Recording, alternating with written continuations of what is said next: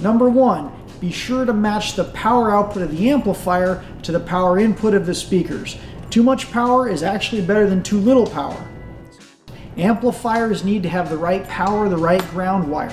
If you think the wire is too big, it's probably just right, because amplifiers don't actually make power, they convert the car's electrical system into big music.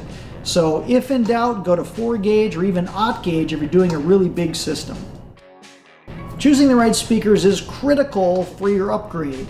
Be sure the speaker first of all fits. It doesn't matter how good it sounds, if it doesn't fit in your car, you're not going to be happy with it. So number one, make sure it fits. Number two, make sure that it's the right power with your system. If you're not going to add an amplifier, you want to go for a modest power speaker with a high sensitivity. If you're going to add big power later on, be sure to get a high-powered speaker that's going to work with the amplifier that you choose. Choosing the right subwoofer, probably the most fun of the whole thing. First of all, what's your goal? Do you want to rattle the house next to you, or do you just want to listen to loud, clear music inside your vehicle? Depending on your goal, that'll help you decide on how big the woofer is.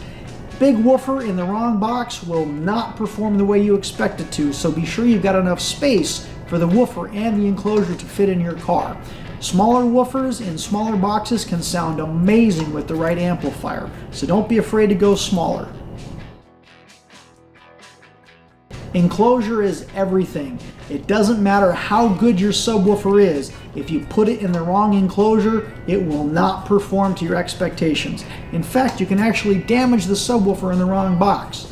In general, sealed boxes can be smaller and give you really tight, punchy bass, and they play very deep.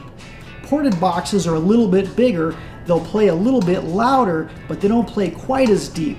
If you listen to a lot of hip-hop and rap, ported box is really going to make you smile. If you listen to a lot of rock and roll or blues or indie music, you might want to go with a sealed box because it's going to give you more of that punch you're looking for.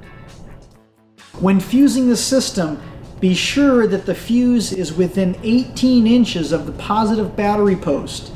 Do not run the power wire outside the engine compartment through the door jamb and back into your car. That is a huge no-no, and I see it all the time.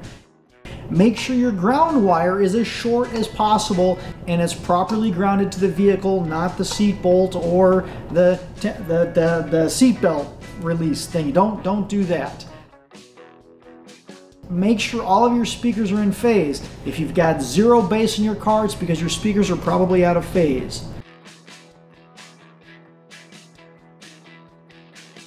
Make sure you set your gains properly. If you put your gains too high, I know everybody wants to turn it all the way up. It is not a volume control. You set it too high, you will blow up your speakers. And most importantly, respect your neighbors. Do not be thumping the windows at midnight. They don't want to wake up listening to Cool Mo D or whoever's cool today. So respect your neighbors, please.